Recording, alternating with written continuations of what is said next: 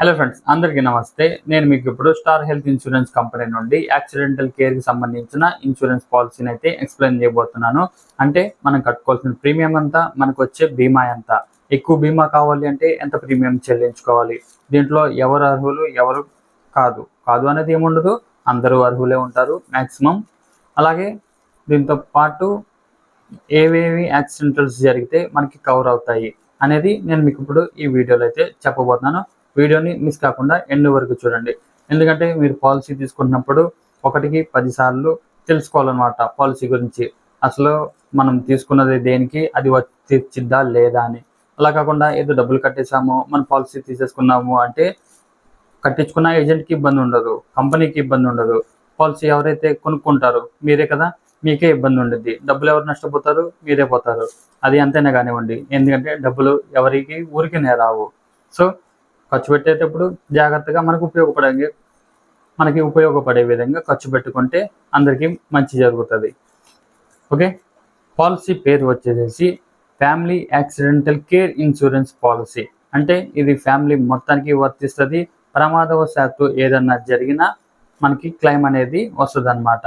దీంట్లో ఎలిజిబుల్ ఉంటారు అమ్మా నాన్న, 2 పిల్లలు. లేదు ఇంకా మీకు ఎక్కువ కావాలి అనుకుంటే కనుక డిస్క్రిప్షన్లో నేను నెంబర్స్ అనేది మెన్షన్ చేస్తాను. మీరు డైరెక్ట్గా నాకు కాల్ చేసి మాట్లాడవచ్చు. సంవత్సరానికి మీరు కట్టుకోవాల్సిన ప్రీమియం 2213 రూపాయలు మాత్రమే. కానీ మీకు వచ్చే బీమా వచ్చేసి 25 లక్షలు. అలా కాదు, మాకు బీమా అనేది ఇంకా ఎక్కువ రావాలి, ప్రీమియం కూడా కట్టుకుంటాము అనుకుంటే ఎక్కువ 4425 రూపాయలు చెల్లిస్తే అప్పుడు మీకు బీమా అనేది 50 లక్షలు కవర్ అవుతుంది. సంవత్సరం వ్యాలిడిటీ అయితే ఉంటుంది. మొత్తం 7 రకాల యాక్సిడెంట్స్ ఈ పాలసీలో క్లెయిమ్ అవుతాయి. అవేంటో ఇప్పుడు చూద్దాం. మొదటిది బాంబ్ బ్లాస్ట్. అంటే పేలుడు సంభవించి ఎవరైనా చనిపోయారనుకోండి అనుకోకుండా, అప్పుడు ఈ పాలసీ వర్తిస్తుంది. 2 స్నేక్ బైట్. మనం పొలంలోకి అలాగా సరదాగా నడుచుకుంటూ గాలి పీల్చుకోవడానికి వెళ్తాం, లేదు పని చేసుకోవడానికి పొలం వెళ్తాం. అప్పుడు ఏదన్నా పాము కాటేసింది అనుకోండి, మన చుట్టుపక్కల ఎవరైనా ఉంటే మంచిది, వాళ్ళు మనల్ని సురక్షితంగా ఏదో ఒకటి చేసి ఇంటికి తీసుకెళ్తారు. చుట్టుపక్కల ఎవరు లేరనుకోండి, ఇంకా చేసేది ఏముండదు. సో అప్పుడు కూడా ఈ ప్లాన్ వర్తిస్తుంది. 3 ట్రైన్ క్రాష్.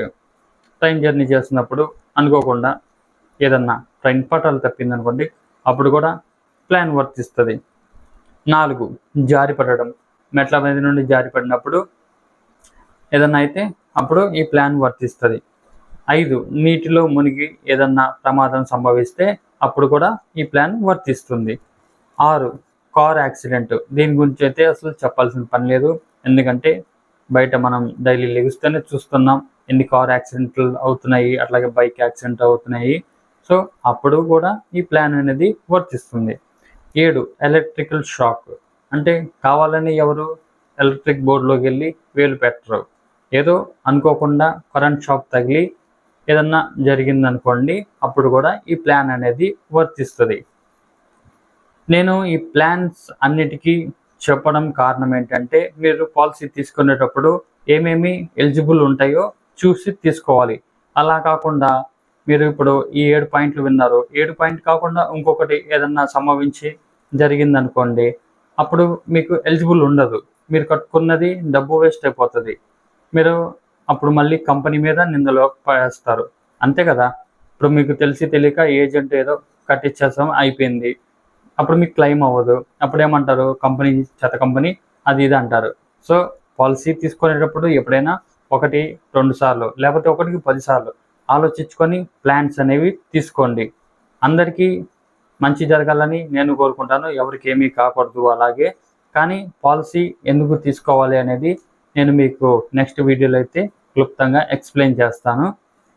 ఫర్ ఎగ్జాంపుల్, ఇప్పుడు నాకు తెలిసిన ఒక ఆయన ఉన్నారు, హైవే పక్కన ఆగారు. ఆయన వేరే ఊరు నుండి మా ఊరు వస్తున్నారు. హైవే పక్కన ఆగారు, టీ తాగుదామని బడ్డిగోడ దగ్గర. టీ తాగుతున్నారు. టీ తాగడం ఆయన తప్ప కాదు, టీ తాగుతున్నారు జాలీగా. అంతలోకి ఎటువైపు నుండి వచ్చిందో ఒక కారు వచ్చేసి గుద్దీసింది. ఆయన చనిపోయారు. ఇప్పుడు ఆయన ఫ్యామిలీకి డబ్బులు ఎక్కడి నుండి వస్తాయి? హడావిడిగా మొత్తం ఎక్కడన్నా అప్పు చేసి తీసుకురావాలి కదా. సో ప్రమాదాలు అనేవి మనకి చెప్పి రావు.